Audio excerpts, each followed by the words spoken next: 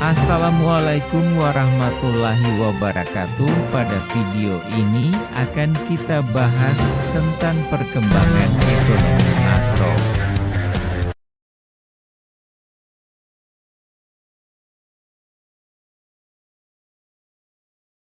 Dalam pembahasan materi tersebut, outline pembahasan terdiri dari 5 pokok bahasan, yaitu 1. Kita akan membahas tentang sejarah lahirnya ilmu ekonomi makro.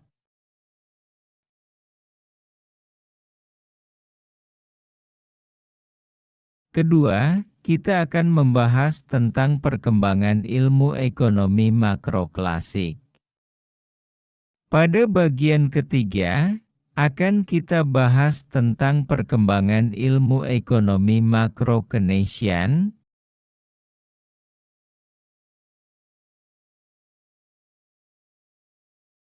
Dan pada bagian keempat akan dibahas tentang perkembangan ilmu ekonomi makro new klasik.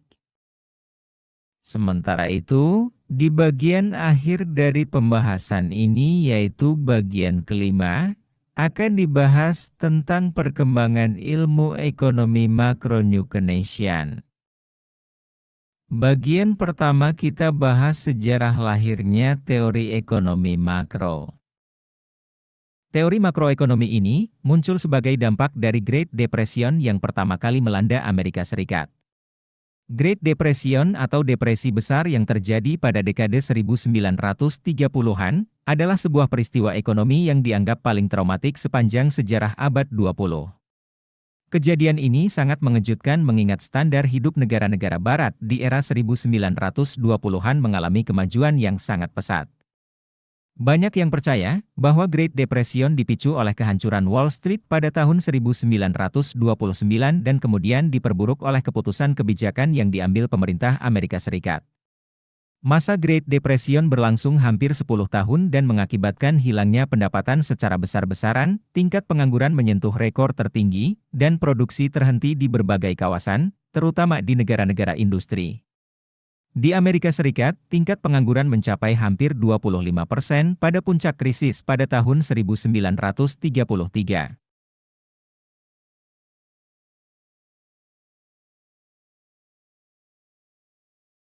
Hampir 50% dari bank komersial ambruk atau pilot. Lama berlangsungnya depresi ini menggoyahkan keyakinan global terhadap hipotesis ekonomi klasik yang mengasumsikan bahwa invisible hand akan secara otomatis mengatur keseimbangan pasar. Fakta menunjukkan bahwa asumsi ekonomi klasik ini tidak terbukti. Dalam grafik, ditunjukkan, area yang diarsir gelap menunjukkan PDB real dari tahun 1929 hingga 1942, sedangkan garis atas menunjukkan output potensial. Area yang diarsir terang menunjukkan perbedaan antara keduanya, yaitu jurang resesi. Pada tahun 1941, celah ini hampir tertutup, tetapi pada tahun 1942, celah inflasi telah terbuka kembali. Kesenjangan yang terjadi selama tahun 1930-an tetap sangat besar, seperti yang ditunjukkan pada grafik ini. Adam Smith, pendiri madhab klasik yang selalu mengedepankan faktor kapital untuk mengukur keberhasilan perekonomian, sehingga madhab ini sering disebut kapitalisme. Sesuai doktrinnya laissez-faire dan hipotesis ekonomi klasik yang mengasumsikan bahwa invisible hand akan secara otomatis mengatur keseimbangan pasar tidak terbukti. Dari peristiwa ini, muncul revolusi pemikiran ekonomi oleh John Maynard Keynes, seorang ekonom Inggris, yang ditandai dengan penerbitan bukunya yang berjudul The General Theory of Employment, Interest and Money, pada tahun 1936. Keynes menyatakan bahwa pemerintah harus terlibat dalam menjaga keseimbangan ekonomi. Keynes menekankan perlunya campur tangan pemerintah dalam mengatur stabilitas ekonomi negara. Menurut Keynes, pemerintah perlu melakukan investasi dalam bentuk fasilitas publik sebagai langkah untuk menghindari dan mengatasi krisis yang bisa terjadi kapan saja. Kritik kelemahan teori klasik terkait dengan asumsi pasar dan penekanan aspek penawaran dalam masalah ekonomi menjadi dua hal pokok usulan Keynes mengenai pemulihan ekonomi dengan mengintegrasikan peran pemerintah. Pemerintah harus melakukan intervensi dan terlibat dalam menjaga keseimbangan ekonomi. Hal ini merupakan perubahan mendasar dalam ilmu ekonomi. Perubahan mendasar dalam ilmu ekonomi, yaitu: pertama, meningkatnya perhatian pada dimensi global atau agregat dalam analisis ilmu ekonomi. Ini mendorong perkembangan ilmu ekonomi menjadi disiplin ilmu ekonomi makro. Kedua, adalah inklusi peran pemerintah dalam analisis ekonomi, yang menghasilkan pemahaman akan pentingnya analisis kebijakan.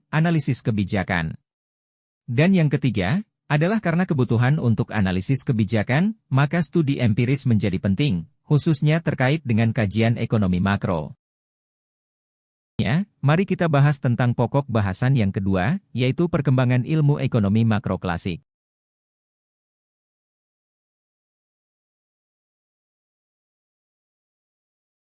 Dua pertanyaan dasar dalam ekonomi makro klasik, classical macroeconomics.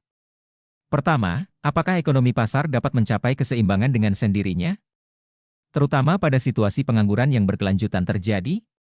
Dan yang kedua, bisakah pemerintah melakukan sesuatu untuk memperbaiki keseimbangan ekonomi, khususnya, dapatkah mereka mengurangi dan mencegah pengangguran yang berkelanjutan? Berdasarkan definisi Keynes, makro klasik, classical macro, mengacu pada semua aspek ekonomi makro sebelum teori umum ketenagakerjaan, bunga, dan uang dari Keynes, General Theory of Employment, Interest and Money, 1936. Muncul. Classical Macroeconomics menjawab dua pertanyaan berikut. Pertama, ekonomi pasar dapat melakukan keseimbangan dengan sendirinya. Ekonomi pasar akan menyesuaikan diri sehingga penawaran dan permintaan tenaga kerja seimbang. Kedua, pengangguran terbuka yang berkepanjangan, di mana orang ingin bekerja pada tingkat upah yang ada tetapi tidak dapat menemukan pekerjaan, tidak dapat terjadi. Pada dasarnya, dengan adanya hubungan ekonomi makro, upah dan harga diasumsikan fleksibel secara makro dan juga secara mikro. Sebagai contoh hukum Say.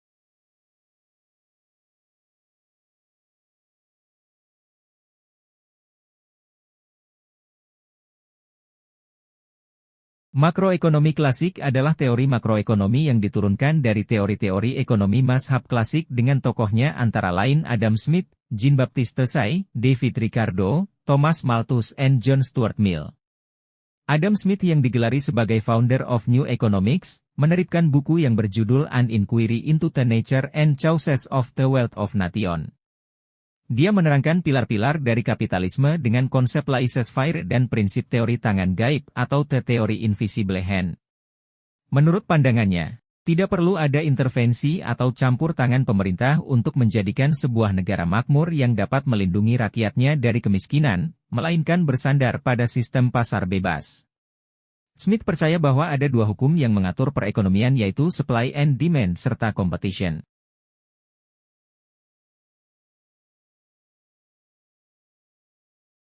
Aliran klasik ini berkembang dari ide hukum Say yang mengatakan bahwa penawaran menciptakan permintaannya sendiri atau dikenal dengan istilah supply creates its own demand.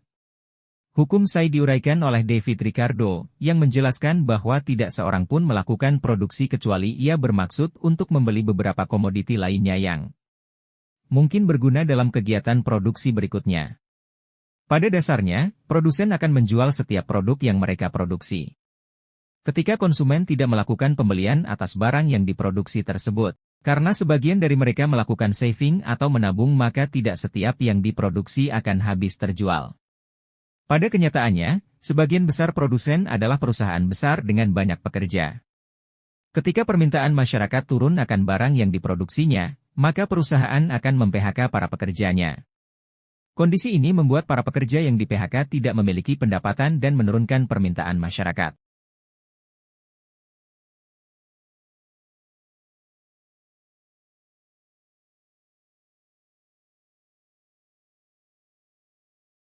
Logika hukum Say dapat dipandang bahwa setiap proses produksi barang dan jasa akan memiliki dua konsekuensi, yaitu: pertama, menghasilkan barang atau jasa sebagai hasil produksi dan yang kedua adalah memberikan penghasilan kepada pemilik faktor produksi yang digunakan dalam proses produksi. Oleh karena itu barang yang diproduksi pada dasarnya menghasilkan barang-barang yang akan dikonsumsi oleh konsumen atau consumer goods dan barang-barang yang akan digunakan oleh pengusaha atau investment goods. Dengan demikian gross domestic product dapat dilihat dari dua sisi yaitu Sisi pertama diasumsikan bahwa GDP sebagai jumlah seluruh pengeluaran sehingga GDP sama dengan konsumsi ditambah dengan investasi. Sementara itu dari sisi kedua GDP diasumsikan sebagai jumlah seluruh pendapatan sehingga GDP sama dengan konsumsi ditambah dengan saving. Orang-orang yang memproduksi barang membelanjakan sebagian pendapatannya, Y sama dengan GDP, untuk barang konsumsi, C, dan sebagian lagi untuk menyimpannya atau saving, S. Investor menggunakan tabungan, S, mereka untuk membeli investasi, I. Konsekuensinya, semua produk ekonomi yang diproduksi selalu terjual. Terdapat beberapa karakteristik dari makroekonomi klasik, di antaranya yaitu: pertama, studi mikroekonomi adalah sumber utama model klasik. Kedua, modal dan tenaga kerja menghasilkan output. Ketiga, dalam jangka pendek, modal tetap. Dan keempat, permintaan dan penawaran akan tenaga kerja menentukan jumlah upah. Dari karakteristik ini menunjukkan bahwa klasik berpandangan tidak ada pengangguran.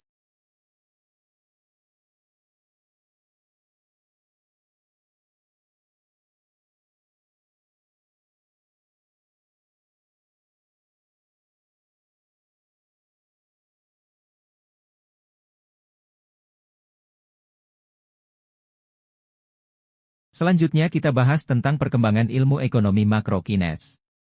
Keynes adalah ekonom Cambridge, Inggris, yang karyanya telah menghasilkan revolusi dalam ekonomi makro.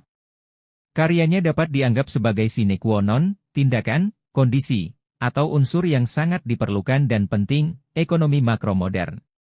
Jawaban Keynes untuk dua pertanyaan dasar ekonomi makro klasik adalah sebagai berikut. Jawaban untuk permasalahan pertama adalah perekonomian tidak dapat mencapai equilibrium dengan sendirinya begitu saja, dan keadaan pengangguran yang tidak disengaja dapat terjadi. Sedangkan untuk jawaban pertanyaan keduanya adalah pemerintah dapat melakukan sesuatu, tindakan, untuk mengurangi dan/atau mencegah pengangguran, dengan menggunakan kebijakan moneter dan fiskal yang tepat.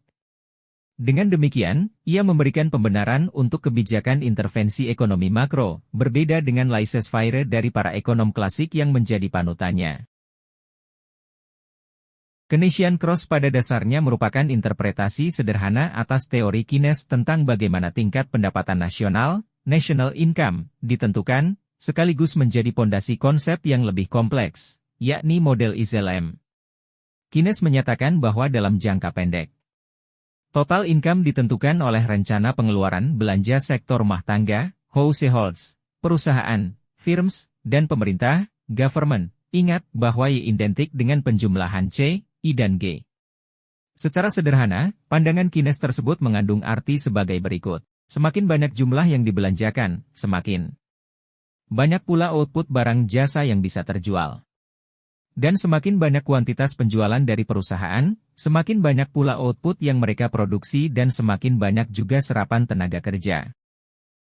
Terdapat 3 kelemahan dari model Keynesian-Cross, yaitu: pertama, model Keynesian tidak mencakup uang dan suku bunga, atau secara teknis tidak ada sektor moneter. Kedua, model Keynesian secara implisit mengasumsikan tingkat harga yang tetap secara eksogen, exogenously fixed price level, yang tidak bervariasi ketika output dan pendapatan bervariasi. Dan ketiga adalah model Keynesian ini tidak menyertakan analisis pasar tenaga kerja dan secara implisit mengasumsikan tingkat upah yang tetap secara eksogen.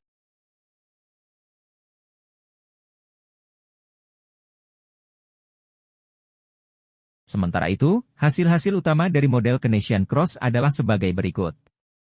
Pendapatan pada prinsipnya dapat berada pada tingkat manapun, tergantung pada permintaan agregat, dan tidak ada yang dapat membuatnya cenderung ke arah tingkat pendapatan kesempatan kerja penuh.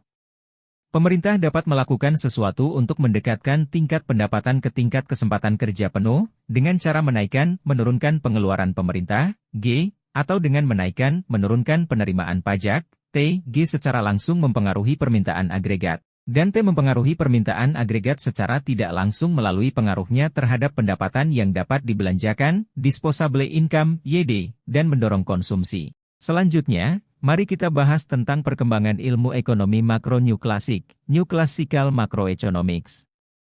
New Classical Macroeconomics, disebut juga New Classical Economics, adalah aliran pemikiran dalam makroekonomi yang membangun analisisnya, sepenuhnya berdasarkan kerangka kerja neoklasik. Secara khusus, aliran ini menekankan pentingnya fondasi yang kuat berdasarkan ekonomi mikro, terutama ekspektasi rasional. Keynesian ortodoks atau sintesis neoklasik, menghadapi tantangan yang paling mendalam yang dapat ditemukan dalam teori terapan. Tampaknya teori ini tidak menjawab pertanyaan-pertanyaan paling mendasar tentang kebijakan ekonomi makro. Pendekatan ini berpendapat bahwa pemerintah hanya akan memperburuk keadaan dengan melakukan intervensi. Pendekatan ini merupakan tantangan bagi ekonomi makro tradisional yang melihat peran penting dari tindakan pemerintah dalam ekonomi yang dipandang lamban dalam menyesuaikan diri, dengan harga yang lamban merespons, informasi yang kurang, dan kebiasaan sosial yang menghalangi clearing pasar yang cepat. Terdapat 3 hipotesis utama dalam New Classical Macroeconomics. Pertama adalah Rational Expectations Hypothesis. Kedua yaitu Continuous Market Clearing Hypothesis. Dan ketiga, Aggregate Supply Hypothesis. Dari komponen kedua dan ketiga kita mengenalnya dengan sebutan The Natural Rate Hypothesis. Dalam New Classical Macroeconomics, terdapat 3 hal yang perlu diperhatikan. Yaitu, pertama, aliran ini memandang dunia sebagai sebuah pasar di mana individu-individu bertindak secara rasional demi kepentingan diri mereka sendiri di pasar yang menyesuaikan diri dengan cepat terhadap perubahan kondisi. Kedua, pendekatan ini berpendapat bahwa pemerintah hanya akan memperburuk keadaan dengan melakukan intervensi. Dan ketiga, pendekatan ini merupakan tantangan bagi ekonomi makro tradisional yang melihat peran penting dari tindakan pemerintah dalam ekonomi yang dipandang lamban dalam menyesuaikan diri, dengan harga yang lamban merespons, informasi yang kurang, dan kebiasaan sosial yang menghalangi clearing pasar yang cepat.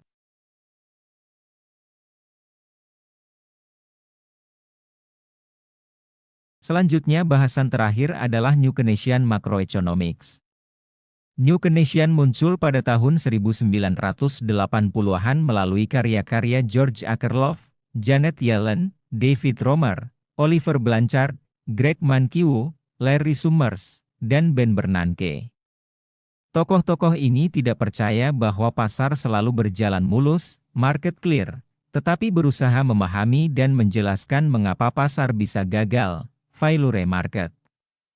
Mereka berpendapat bahwa pasar terkadang tidak berjalan dengan baik bahkan ketika individu-individu memperhatikan kepentingan mereka sendiri. Masalah informasi dan biaya perubahan harga menyebabkan beberapa kekakuan harga, yang membantu menyebabkan fluktuasi makroekonomi dalam output dan pekerjaan.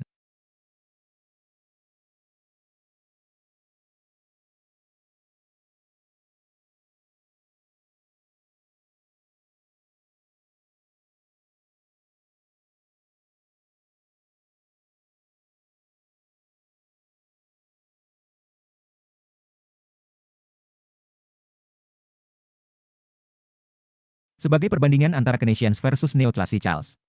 Teori umum Keynes menyebabkan perdebatan yang hidup pada tahun 1940-an dan 1950-an antara para ekonom yang menganggap diri mereka sebagai pengikut Keynes dan para ekonom neoklasik. Kaum neoklasik merasa lebih dekat dengan ekonomi klasik pra-Keynesian namun siap untuk menggunakan kerangka analisis Keynes dengan penekanannya pada permintaan agregat dalam berdebat dengan Keynes dan para pengikutnya. Respon neoklasik terhadap pertanyaan-pertanyaan dasar, yaitu adalah sebagai berikut. Pertama, ekonomi pasar dapat mencapai equilibrium dengan sendirinya secara otomatis akan mengarah pada pekerjaan penuh, asalkan upah dan harga fleksibel. Kedua, secara teori, pemerintah tidak perlu campur tangan dalam perekonomian, tetapi dalam praktiknya mekanisme otomatis mungkin membutuhkan waktu yang lama untuk bekerja sehingga beberapa intervensi terbatas dapat dibenarkan. Terima kasih dan agar semangat tetap berbagi mohon didukung dengan like, share dan komen.